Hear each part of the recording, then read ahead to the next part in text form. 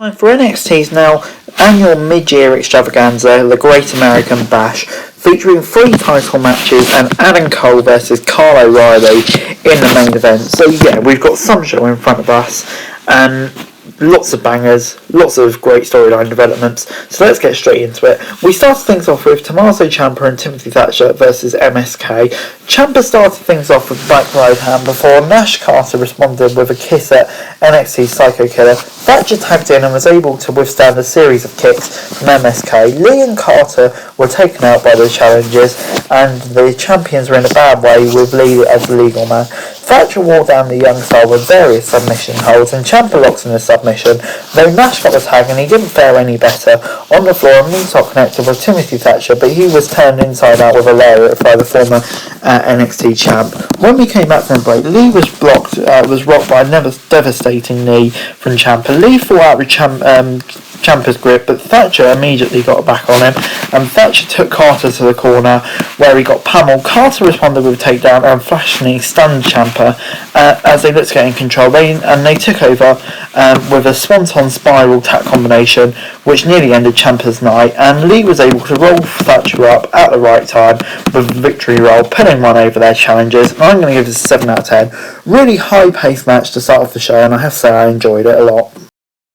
Timer had then got to 91% before GM William Regal and Samoa Joe were in the ring. They brought Gargano and Cross to the ring to settle things. Cross had been antagonised by Gargano for weeks, and Johnny didn't let up this week, telling Karrion he sucks. Gargano doubled down on that, claiming that the only reason Cross tried to run him over last week was because he was scared. Cross laughed in his face, starting that he wasn't trying to run Gargano over, he was just in the way. Cross was not only stronger than Gargano, but he's also better mentally. Regal revealed that the two would face each other for the title next week. However, Samoa Joe would also be involved as a special guest referee, which Gargano laughed and managed to insult Karrion, and it led to a stare down. This was really great. Love this just as a building up. Before Kushida cut a promo on the Diamond Mine and saying that he was going to beat Roderick Strong before he got LA Knight versus Cameron Grimes. Cameron Grimes started the match with a big kick from the apron. Back in the ring, a high-flying crossbody nearly pinned LA Knight, though Knight nearly got the upper hand for a moment when he lost it and went for a slingshot shoulder block. Grimes rolled him up with a flying forearm smash and followed up with a moonsault for a 2 count. A power slam from Knight finally turned things in his favour, and Grimes was sent over the rope, though he managed to get in control. Knight then tried to use the $1 million title, but Grimes spiked Knight with the Poison Rana to get a 2 count. LA Knight then managed to avoid the cave-in and lured Grimes over. The $1 million title was on the ground, and Knight DDT'd him, nearly getting a count at victory. Back in the ring, Knight hit a snapmare for the win. I'm going to give it a 6 out of 10. I enjoyed the match. It's just that I kind of wish that Cameron Grimes has won, but still, Grimes is butler. It still should be entertaining.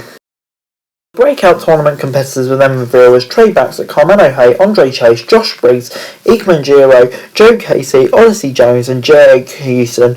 Really looking forward to that tournament. There's some big names in there, but yeah, looking forward to that. And then moving on to Zoe Stark and Io Shirai versus The Way. Hartwell started off the match with Shirai. A drop kick rocked Hartwell, who tagged out to Lorraine. Shirai managed to force her out of the match and hit Hartwell with a massive drop kick. Zoe Stark then entered the fray and rocking Hartwell with a nasty kick to the face.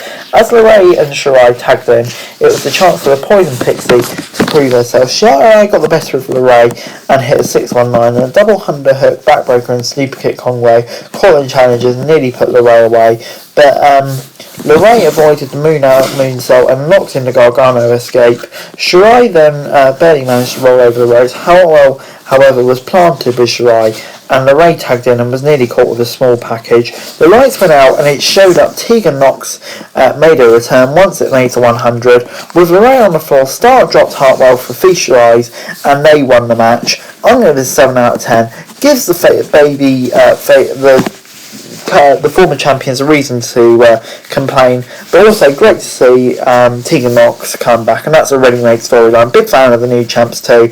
And then Indy Hartwell was picked up by Dexter Lumis after the match. You love to see it. And in our main event, it was Adam Cole versus Kyle O'Reilly. Before we got there, though, Swerve Scott was celebrating with Hit Row and saying they finally did it. And they said they're not finished yet. They're going to dominate NXT. Yeah, kind of fine, just kind of time filling. Before we got Kyle O'Reilly versus Adam Cole. And they kind of found themselves in a very technical bout early on. Adam Cole got to the ropes to break an ankle lock early on, but Kyle O'Reilly dropped the leg and hit a knee drop to get in control. Cole finally got some control when he dropped O'Reilly to the floor with a neckbreaker. Back in the ring, a hangman's neckbreaker took O'Reilly down for a 2 count, and Cole went for the Uranagi, but O'Reilly was able to break away, and in the striking game of O'Reilly really got him in control before Cole broke away from the dragon screw and hit a backstabber for a 2 count. Cole continued to keep the pressure on until he was hit by clotheslines, but Cole eventually caught him with a lariat, dropping O'Reilly to the floor. Cole caught Cole coming to the floor in a dragon screw between the ropes. Back in the ring, Cole hit a chop block and hit the last shot. Somehow O'Reilly avoided the Panama Sunrise and blocked the super kick. And was in control. O'Reilly nearly had Cole with an inside cradle. However, Cole popped O'Reilly with an enziguri to get in control, and Cole responded with a running basement knee. Unfortunately, he fell to the floor, forcing the NXT official to start the count. Back in the ring, O'Reilly got his foot just in time.